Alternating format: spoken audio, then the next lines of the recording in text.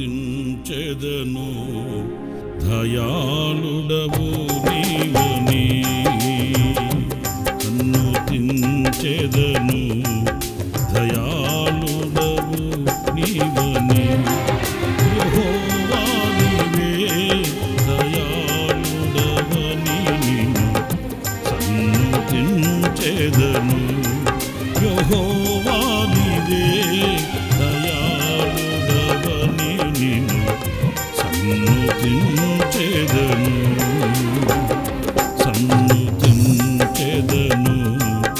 దయాళుడవు నీవని.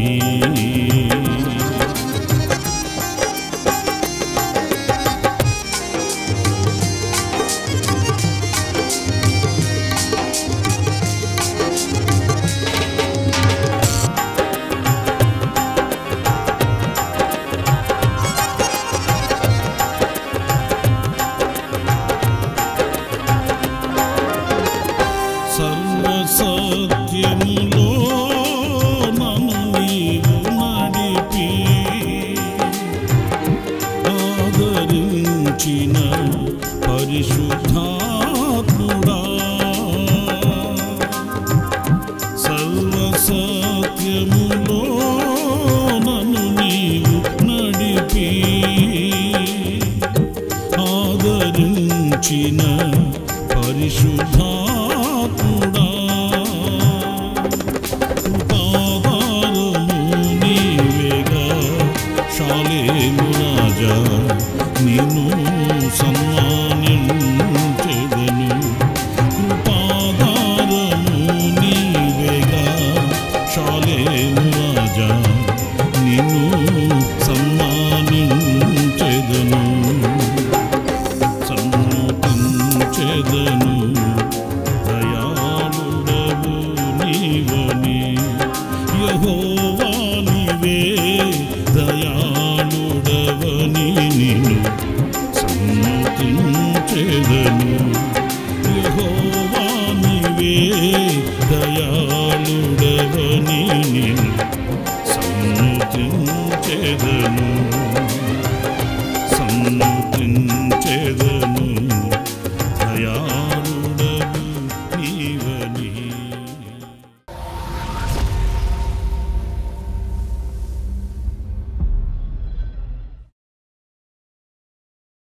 Praise the lord. ప్రభు అయిన యేసు క్రీస్తు ప్రశస్త నామంలో మీ అందరికీ హోసన్నా మినిస్ట్రీస్ తరపున హృదయపూర్వకమైన వందనాలు తెలియపరుస్తున్నాను. ప్రభు మిమ్మల్ని ఆశీర్వదించి దీవించునుగాక. ప్రియులరా, ఈ పూట పరిశుద్ధ గ్రంథంలో నుంచి 23వ కీర్తన 5వ చరణాన్ని నేను చదువుతున్నాను, ఆలకించండి. నా శత్రువుల ఎదుట నీవు నాకు భోజనము సిద్ధపరచుదువు, నూనెతో నా తల అంటియున్నావు, నా గిన్నె నిండి పొర్లుచున్నది. ఈ వాక్యం చాలాసార్లు మనం చదువుతుంటాము. క్రైస్తవ లోకానికి ఈ మాటలు, ఈ పాట మనకు పరిచయం లేదు అనే వ్యక్తి ఎవ్వరు కూడా కనిపించరు. అంత పరిచయమైనటువంటి కీర్తన ఈ 23వ కీర్తన. ఇందులో అనేక భాగాలు మనం విడమరచి ధ్యానించవచ్చు, స్మరించవచ్చు, నేర్చుకోవచ్చు. ఎందుకంటే అన్ని ఆధ్యాత్మికమైన విలువలతో కూడిన కీర్తన ఈ కీర్తన. ఇందులో ఈ 5వ చరణంలో ఈ పూట ధ్యానం కొరకు మనం నా గిన్నె నిండి పొర్లుచున్నది అంటే, గిన్నె అని అంటే ఏదో మన కనుల ఎదుట కనబడే ఒక పాత్ర అని కాదు. నా గిన్నె అనంటే అది ఒక పాత్ర, పోర్షన్, జీవితపు అనుభవం అని చెప్పుకోవాలి. కొన్ని నాటికల్లో కానివ్వండి, డ్రామాలు వేసేటప్పుడు కానివ్వండి, వాళ్ళు ఏమని మాట్లాడుకుంటుంటారంటే, నీ పాత్ర ఏంటి,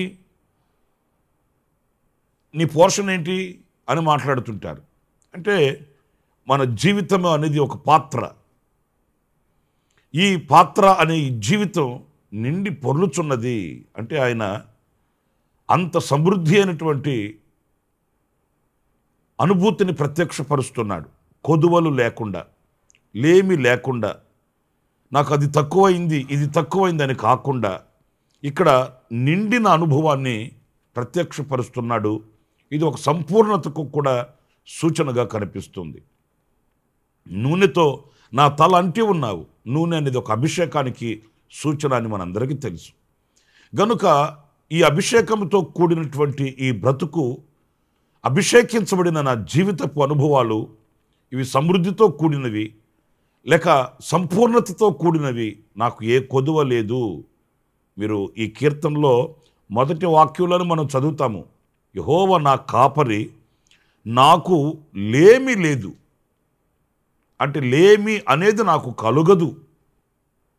చాలా విషయాలు ఇందులో మనం నేర్చుకోవచ్చు. ఆ లేమి అనేది, కొదువ అనేది లేని ఒక పూర్ణమైన జీవితపు అనుభవాలు. ప్రియమైన సహోదరులారా, మరి ఈ రోజున మనం ఎలాంటి వాటితో నింపబడి ఉండాలి, ఎలా సంపూర్ణత కొరకు మనం సాగి వెళ్ళాలి, ఇవన్నీ అడుగడుగున మనం నేర్చుకోవలసిన దివ్యమైన పాఠాలు అని చెప్పడంలో ఎలాంటి సందేహం ఏమీ కూడా లేదు. ఎందుకంటే మీరు అపోస్తులుల కార్యాల గ్రంథంలో ఒక మాట చదువుతారండి. 13వ అధ్యాయం 10వ వాక్యంలో వ్రాయబడిన మాటలు నేను చదువుతున్నాను. అతన్ని తేరి చూచి సమస్త కపటముతోనూ సమస్త దుర్మార్గముతోనూ నిండినవాడా, అపవాది కుమారుడా, సమస్త నీతికి విరోధి, నీవు ప్రభు యొక్క తిన్నని మార్గములు చెడగొట్టుట మానవా. చూడండి, ఈ పరిచర్యని అపోస్తులు చేస్తున్న ఈ పరిచర్యని చెడగొట్టే వ్యక్తిని గురించి మాట్లాడుతున్న మాటలు ఇవి. వీరేమో ఏ విధం చేతనైనా క్రీస్తు యేసు ఎదుట ఒక వ్యక్తిని సంపూర్ణునిగా చేసి నిలబెట్టాలి అనే ప్రయాసతో పరిచర్య చేయబూనారు. వీళ్ళు ప్రతి మాట, ప్రతి ఆలోచన, ప్రతి తలంపు, ప్రతి అడుగు కూడా ఆ ధ్యాసతోనే ఉంది. దేవుని వాక్యాన్ని బోధించాలి, దేవుని వాక్యాన్ని ప్రకటించాలి, అనేకులను క్రీస్తు ఎదుటకి తీసుకొని వెళ్ళాలి, క్రీస్తు ఎదుట వారిని నిలబెట్టాలన్న కాంక్షతో ప్రయాసపడుతున్నారు. కానీ ఆ పరిచర్యను ఆటంకపరిచే వ్యక్తులు ఉన్నారండి. అరే, ఈ మాటలు అనేక మందిని బాగు చేసేవి కదా, ఈ మాటలు అనేక మందిని స్వస్థపరిచేవి కదా, ఈ మాటల చేత అనేక మంది మనుషులుగా బ్రతుకుతున్నారు కదా. మనదైన శైలిలో సహకరిద్దామని కాకుండా ఈ పరిచర్యను ఆటంకపరుచుతున్నారు, గలిబిలి చేస్తున్నారు. ఆ మాటలను విశ్వసించే వాళ్ళకి చేదైన విత్తనాలు విత్తుతున్నారు. ఆ వ్యక్తిని గురించి మాట్లాడుతున్న మాట, సమస్త విధములైన కపటముతో నింపబడినవాడ. కపటముతో నింపబడిపోవడం, వాళ్ళు ఇక గుండెల్లో కపటం నింపుకొని ఉన్నారు కనుక ఆడ మాటలు అలాగే ఉంటాయి, వాళ్ళ ఆలోచనలు అలాగే ఉంటాయి, వాళ్ళ క్రియలు అలాగే ఉంటాయి, వాళ్ళ కదలికలు కూడా అలాగే ఉంటాయి. కపటం, వంచనతో మాట్లాడడం, ఏదో ప్రతిఫలాపేక్షను కోరి మాట్లాడడం, కపటమైన బుద్ధి చూపించడం. ఈ రోజున అక్కడక్కడ మనం చూస్తుంటాం ఈ కపట సహోదరుల యొక్క అనుభవాలు. వాళ్ళు మంచి చేస్తూ ఉన్నట్లుగానే కపటమైనటువంటి ఆలోచనలు ఒడ్డుతుంటారు. మంచి చేస్తున్నట్లుగానే వాళ్ళు వెనుక ఏదో మనకు హాని తలపెడుతుంటారు. కపటమైన మాటలు మాట్లాడుతుంటారు. మనసులో ఒకటి ఉంటుంది, బయటకు ఒకటి మాట్లాడుతారు. హృదయ ఆలోచనలు వేరుగా ఉంటాయి, పైకి మాట్లాడే మాటలు వేరుగా ఉంటాయి. వాళ్ళ మాటలన్నీ కపట బుద్ధితో కూడినవి, బహు ప్రమాదకరమైనవి. ఏమాత్రం వెనకంజ వేయరు, ఎదుటివాని క్షేమము కోరరు, ఎదుటివాని మేలు కోరరు, ఎదుటివాడు క్షేమముగా సంతోషంగా ఆనందంగా ఉండాలన్న విశాలమైన హృదయం వారికి ఉండదు. కపటంగా ఎలా నాశనం చేద్దాం, ఎలా దీన్ని అడ్డుపడదాం, ఎలా దీనిని దూరం చేస్తాం, ఎలాగా ఈ ప్రవాహానికి ఆటంకాలు కలుగు చేస్తాం, ఎలాంటి కపటమైనటువంటి అనుభవాలు. అందుకే చూడండి, ఒక ఘాటైన మాట ఈ వాక్యంలో మనం చదువుతాము. ప్రభువు యొక్క తిన్నని మార్గములు చెడగొట్టు వ్యక్తి. ప్రభు యొక్క తిన్నని మార్గములను చెడగొట్టుట మానవా. ఇప్పటి వరకు సరే అలాగే చేస్తూ వచ్చావు, ఇంకా కూడా అలాగే చేస్తావా? తిన్నని మార్గములు. ఒక మాట నేను మీతో చెప్తాను, ప్రభువు యొక్క మార్గములు తిన్ననివి అన్నప్పుడు ఇతని మార్గాలు ఎలాంటివి? వంకర మార్గాలు, వంకర బుద్ధులు, వంకరమైన ప్రవర్తన. ఇది మనకు ఎప్పుడు కూడా మంచిది కాదు, క్షేమము కాదు, అది దైవ సంబంధమైనది అసలే కాదు. నా ప్రియ సహోదరులరా, మనం ఇలాంటి వ్యక్తుల్ని గుర్తించాలి. అలాంటి స్వభావాలు మనలో లేకుండా జాగ్రత్త పడాలి. ఇక మరొక విషయాన్ని నేను మీకు జ్ఞాపకం చేస్తాను. అపోస్తలుల కార్యాల గ్రంథంలోనే 6వ అధ్యాయం 8వ వాక్యాన్ని నేను చదువుతున్నాను, జాగ్రత్తగా వినండి. స్తెఫను కృపతోనూ బలముతోనూ నిండినవాడై ప్రజల మధ్య మహత్కార్యములను గొప్ప సూచక క్రియలను చేయుచుండెను. ప్రియులారా, ఇక్కడ స్తెఫను గురించి మనం చదువుతున్నాము. ఇతనిలో ఉన్న ప్రత్యేకత చూడండి. అతడు కృపతోనూ బలముతోనూ నిండినవాడంట. ఇది కదా మనకు కావాల్సింది. స్తెఫను ఒక సామాన్యమైన వ్యక్తియే సంఘంలో, కానీ దేవుడు అతనిని ఏర్పరచుకున్నాడు, ఎన్నుకున్నాడు. అపోస్తలుల యొక్క ఆలోచన అనుసారంగా భయభక్తులు కలిగినటువంటి, విశ్వాసము కలిగిన వ్యక్తుల్ని ప్రత్యేకించుకోరండి అన్నప్పుడు అందులో మనకు స్తెఫను ప్రత్యక్షం అవుతాడు. ఈ స్తెఫను ఎలాంటి వాడు అనంటే కృపతోనూ బలముతోనూ నిండుకొనినవాడంట. నిజమే, మనం కృపతో నింపబడిన వారం, కృపచేత నింపబడిన వారం కావాలి. ఆ కృప మనల్ని నిండుకున్నప్పుడు, ఆ కృపచేత మనం బలపరచబడినప్పుడు, ఆ నిండుకొనిన బలపరచబడిన అనుభవాలు ఎంత మాధుర్యమైనవి, ఎంత దైవ సంబంధమైనవి అనేది మనం ఈ స్తెఫను చరిత్రలో మనం గమనిస్తాం.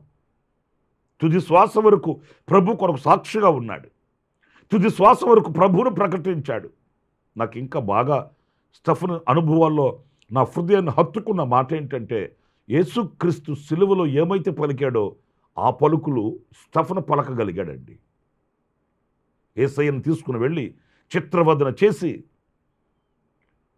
ఆయన వీపును నాగటి చాళ్ళు వలె దున్ని ఆకాశానికి భూమికి మధ్య ఆయనను వేలాడదీసి క్రూరంగా ఆయన ఎదుట ప్రవర్తిస్తున్నప్పుడు వారిని చూచి యేసయ్య అన్నాడు, తండ్రి, వీరేమి చేయుచున్నారో వీరు ఎరుగరు గనుక వీరిని క్షమించమని. యేసుక్రీస్తు సిలువలో ఏమైతే పలికాడో అదే మాటలు స్తెఫను ఆయనను రాళ్లతో కొట్టి చంపుతున్నప్పుడు ఈ అపరాధము వీరి మీద, వీరి పిల్లల మీద లేకుండా చేయమని ప్రార్థించిన వ్యక్తిగా స్తెఫను కనిపిస్తాడు. అతని యొక్క బ్రతుకు ఎంత మాధుర్యమైనదో చూడండి. ప్రభువును ఎంత నిశ్చయతతో వెంబడించిన వాడు చూడండి. ఎంత స్థిరబుద్ధితో ఆయన ప్రభు ఎదుట నిలిచిన వ్యక్తిని మీరు గమనించండి. ఎందుకంటే అతడు కృపతో నింపబడినవాడు. కృపచేత నింపబడిన వాని నోట కృపాసహితమైన మాటలే వస్తాయి, కానీ శాపాలు కానీ వంచన మాటలు కానీ రావండి. ఆ కృపాసహితమైన మాటలు కనువిప్పును కలుగు చేస్తాయి. కృపాసహితమైన మాటలు ధైర్యాన్ని కలుగు చేస్తాయి. కృపాసహితమైన మాటలు మన వ్యక్తిగత అనుభవాల ప్రేమను పుట్టిస్తాయి. కృపాసహితమైన మాటలు దైవ దర్శనాన్ని చూపిస్తాయి. ఆ కృపాసహితమైన మాటలు మధురమైన సాక్ష్యాన్ని పుట్టిస్తాయి. బలముతో నింపబడిన వాడంట. ఆ కృపా బలం శోధనల్ని సహించే శక్తినిస్తుంది. ఆ కృపచేత కలిగిన బలం విశ్వాసపు పోరాటంలో ఓపికతో, ఓర్పుతో, నేర్పుతో ముందుకు సాగగలిగిన శక్తిని ప్రసాదిస్తుంది. ఆ కృపచేత పొందిన బలం సుదూరమైనటువంటి ఈ విశ్వాసపు యాత్రలో కుడికైనను ఎడమకైనను తొలగక గమ్యం చేరుకునే శక్తినిస్తుంది. ఈ కృపచేత, బలము చేత నింపబడినవాడు స్తెఫను. మరి మనం ఇలాంటి కృపను కోరుకుంటున్నామా? ఇలాంటి కృపచేత మనం నింపబడుతున్నామా? ఈ కృపచేత మనం బలవంతులం అవుతున్నామా?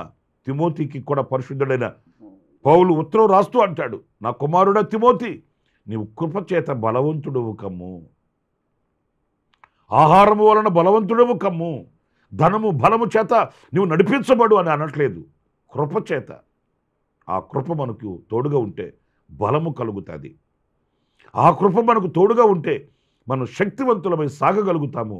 విశ్వాసపు పోరాటంలో విజయాన్ని చూడగలుగుతామనేది మనం నేర్చుకోవలసిన చక్కటి పాఠం. ఇంకొక విషయాన్ని కూడా నేను మీకు జ్ఞాపకం చేస్తాను. అది బర్నబాను గురించి. ఈ అపోస్తలుల కార్యాల గ్రంథంలో 11వ అధ్యాయం 24వ వాక్యాన్ని నేను చదువుతున్నాను, జాగ్రత్తగా వినండి. అతడు పరిశుద్ధాత్మతోనూ విశ్వాసముతోనూ నిండుకొనిన సత్పురుషుడు, బహుజనులు ప్రభు పక్షమున చేరిరి. బర్నబాను గురించి మనం చదువుతున్నామండి. ఎంతటి మధురమైన అనుభవాలు చూడండి వాడి దగ్గర. ఆయన విశ్వాసముతో నింపబడిన వాడంట, నిండుకొనిన వాడంట. ఎంత మంచి గుణలక్షణం అండి. విశ్వాసంతో నిండుకొనిన వాడు, అల్ప విశ్వాసి కాదు. ఆయన విశ్వాసంతో నిండుకొనిన బలమైన విశ్వాసి. ఇక్కడ ఇంకొక మాట మనం చదువుతున్నాము, అతడు సత్పురుషుడంట. విశ్వాసంతో నిండుకొనిన సత్పురుషుడు. ప్రియులారా, ఈ మాటలు మాట్లాడుతున్నప్పుడే మనలో ఒక ప్రశ్న రగలాలి, నేను ఎలా ఉన్నాను అనేది. కొందరు మాట్లాడితే మనకున్న విశ్వాసం పోద్ది, కొందరు మాట్లాడారంటే మనకున్న దైవత్వం పోతుంది, మనకు కలిగిన విశ్వాసం క్షణాలలో వైదొలిగిపోతుంది. అలాంటి మాటలు మాట్లాడే వ్యక్తుల్ని గుర్తించాలి. అలాంటి మాటలు, అలాంటి క్రియలు మన యందు లేకుండా జాగ్రత్త పడాలి. ఎందుకంటే మనం ఏది మాట్లాడినా విశ్వాస సహితంగా ఉండాలండి. విశ్వాసము కలిగిన వ్యక్తి పలికే మాట అద్భుతాలు చేస్తుంది. విశ్వాసం కలిగిన వ్యక్తి యొక్క నడక, త్రోవ సరళం చేయబడుతుంది. అబ్రహామును గురించి మనం చదువుతాం, తాను ఎక్కడికి వెళ్ళవలెనో ఎరుగకయే బయలుదేరాడంట. విశ్వాసమును బట్టి, విశ్వాసమును బట్టి ఆయన వాగ్దాన దేశంలో చేరాడు, వాగ్దాన ఫలములను పొందుకున్నాడు. విశ్వాస వీరుల గురించి అనేక విషయాలు మనం తలంచుకోవచ్చు. విశ్వాసమును బట్టి మన పితరులు మరణాన్ని జయించారని, మరణమును చూడకుండాయే కొనిపోబడ్డారని, ఇవన్నీ శ్రేష్టమైన అనుభవాలు కదా. విశ్వాసమును బట్టి శ్రేష్టమైన బలి అర్పించాడంట. విశ్వాసమును బట్టి సింహాల నోళ్లు మోయించారంట, అగ్నిని చల్లార్చారట. ఇవన్నీ మాట్లాడుకుంటున్నప్పుడు గుండె ఆనందంతో నింపబడిపోతుంది. ఎందుకంటే విశ్వాసాన్ని చేతబట్టిన వీరులు అద్భుతాలు చేశారండి.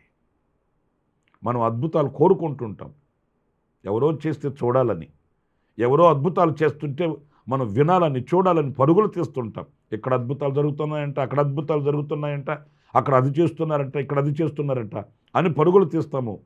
కానీ అదే విశ్వాసం మనకు కలిగినప్పుడు మన ద్వారా ప్రభు చేయిస్తాడు, మనలో ప్రభు చేస్తాడు. ఇదిగో ఈ బర్నబా ఈ విశ్వాసము చేత నిండుకొనినవాడు. ఆయన ఎలాంటి లోటు విశ్వాసములో లేని పూర్ణమైన వ్యక్తి, సత్పురుషుడు. ప్రియమైన సహోదరులారా, ఈ రోజున ఇలాంటి విశ్వాసాన్ని మనం నింపుకోవాలి. ఇంకొక మాట కూడా ఇందులో మనం చదివితే, ఆయన పరిశుద్ధాత్మతో నిండుకొనిన వాడంట. పరిశుద్ధమైన ఆత్మ అంటే ఆయన ఆత్మ ఎలాంటిది అంటే పరిశుద్ధమైనది. ఆయన హృదయం పరిశుద్ధమైనది. ఈ హృదయంలో ఆ దేవుని పరిశుద్ధమైన ఆత్మ నివసించుచున్నందుచేత అతని ప్రతిక్రియ కూడా పరిశుద్ధంగా ఉంటుంది. పరిశుద్ధాత్మ అనుభవం కలిగిన వ్యక్తిని ఇట్టే గుర్తుపట్టచ్చు. ఎందుకంటే అతని క్రియలు, అతని కార్యాలు, అతని కదలికలు, అతని మాటలు సమస్తం కూడా పవిత్రంగా ఉంటాయి. ఎందుకంటే హృదయంలో పవిత్రత ఉంది కనుక. సర్వ శరీరానికి కేంద్రం ఏంటి? హృదయం. ఆ హృదయంలో దైవాత్మ ఉన్నప్పుడు, పరిశుద్ధమైన ఆత్మ ఉన్నప్పుడు ఆ హృదయంలో నుంచి వచ్చే ప్రతిదీ కూడా పవిత్రంగానే ఉంటుంది, పరిశుద్ధంగానే ఉంటుంది. అలాంటి వాడి దగ్గర వేరే చెడు కార్యాలు, చెడు మాటలు మనం వినలేము. స్టెఫను గురించి కూడా మనం అదే మాటలు చదువుతామండి. అతడు పరిశుద్ధాత్మతో నింపబడిన వాడని. పరిశుద్ధమైన ఆత్మ మనలో క్రియ చేయాలి, పరిశుద్ధ ఆత్మ మనలో నివసించాలి. మనలో పరిశుద్ధాత్ముడు నిలిచి ఉండాలి. మనలో పరిశుద్ధాత్ముడు ఉన్నప్పుడు మన ప్రతి అడుగు పవిత్రతను చూపిస్తుంది, మనకు పరిశుద్ధతను స్థాపిస్తుంది. ఆ పరిశుద్ధాత్మ యొక్క అనుభవాలలో మనం ప్రభువుకు చేరువై ఆయనతో మర్మాలు మాట్లాడుకునే ఆధిక్యత కలుగుతుంది. పరిశుద్ధాత్మలో మనం మాట్లాడే ప్రతి మాట ప్రభుతో మనం ముచ్చటించుకోవచ్చు. పరిశుద్ధాత్మని వలన మనం అన్య భాషలో మాట్లాడుతూ ప్రభు యొక్క ఆ ఆశీర్వాదకరమైనటువంటి అనుభూతిలో, అనగా ఆయనతో ముచ్చటించుకొని ఆ ఆనందాన్ని అనుభవించే ఆధ్యాత్మికమైన విలువలు కలిగిన వారమై మనం ఉండగలుగుతాము. పరిశుద్ధాత్మ మనకు దృష్టినిస్తుంది, మంచి చెడుల్ని వివేచించగలిగిన నేత్రాన్ని మనకు ప్రసాదిస్తుంది. పరిశుద్ధాత్మ మనకు బోధిస్తుంది, పరిశుద్ధాత్మ మనల్ని అలంకరిస్తుంది, పరిశుద్ధాత్మ మనల్ని అదిగో ప్రియుడైన మన ప్రభు అయిన యేసుక్రీస్తు ప్రత్యక్షమైనప్పుడు ఆయన యొద్దకు మనల్ని కొనిపోతుంది. కనుక ఇలాంటి పరిశుద్ధమైన ఆత్మను మనం కలిగిన వారమై ఉండాలి, నిండుకునే వారమై ఉండాలి. నేను మీకు 4 విషయాలు చెప్తూ వచ్చాను. 1, కపటంతో నింపబడిన వ్యక్తిని మీ ఎదుట పెట్టాను. 2, కృపతో నింపబడిన స్టెఫెనుని మీ ఎదుట ఉంచాను. 3, విశ్వాసముతో నింపబడిన బర్నబాను మీ ఎదుట ఉంచాను. అలాగే పరిశుద్ధాత్మతో నింపబడిన అనుభూతిని కూడా మీకు వివరించాను. ప్రియ సహోదరులారా, మరి మన పితరుడైన దావీదు, నా గిన్నె నిండి పొర్లుచున్నది. మనం దేని చేత నిండి పొర్లుచున్నాము, దేని చేత నింపబడుతున్నాము, దేని చేత నిండుకొని ఉన్నాము అనేది వాక్యపు వెలుగులో సరిచేసుకుంటే మనం కూడా అలాంటి శ్రేష్టమైన జీవితాన్ని జీవించగలము, అలాంటి శ్రేష్టమైన జీవితాన్ని ప్రత్యక్షపరచగలము దావీదు వలె. ప్రార్థన చేసుకుందాం. అతి శ్రేష్ఠుడైన ప్రభువా, మీకు వందనాలు. నైనా మేము దేని చేత నింపబడి ఉండాలని లేఖనాల్లోంచి కొన్ని విషయాలు మేము ధ్యానిస్తూ వచ్చాము. లోక సంబంధమైన వ్యక్తుల వలె మేము కపటముతో నింపబడిన వారము కాకుండా, నీ తిన్నని మార్గములకు ఆటంకం కలిగించు వారము కాకుండా, స్టెఫెను వలె కృపతోనూ, బర్నబా వలె విశ్వాసముతోనూ, పరిశుద్ధాత్మతోనూ నింపబడిన వారమై మేము ఉండుటకు సహాయం చేయమని వేడుకొనుచున్నాను. గొప్ప తండ్రి, మేము పూర్ణులమై మీకు కలిగిన సంపూర్ణతకి ఎదుగుతూ మిమ్మల్ని ఎదుర్కొనేటువంటి ఆ ఉన్నతమైన ఆధిక్యతను పరిశుద్ధాత్మని వలన మాకు అనుగ్రహించమని మమ్మల్ని మీ చేతులు సమర్పించుకుంటూ యేసు ప్రశస్త నామములో ప్రార్థించి వేడుకొనుచున్నాను తండ్రి. ఆమేన్. ప్రభు మిమ్మల్ని దీవించి ఆశీర్వదించునుగాక. ఈ దినమంతా విశేషమైన కృప నా దేవుడు మీకు సమృద్ధిగా అనుగ్రహించునుగాక. ప్రతి దినము ఈ అనుదిన కృపాను సందేశాల కొరకు, ఇంకా మరిన్ని ఆత్మ సంబంధమైన సందేశాల కొరకు ఈ మా యూట్యూబ్ ఛానల్ ని సబ్స్క్రైబ్ చేసుకోండి. Pastor Ramesh, Kosanna ministries.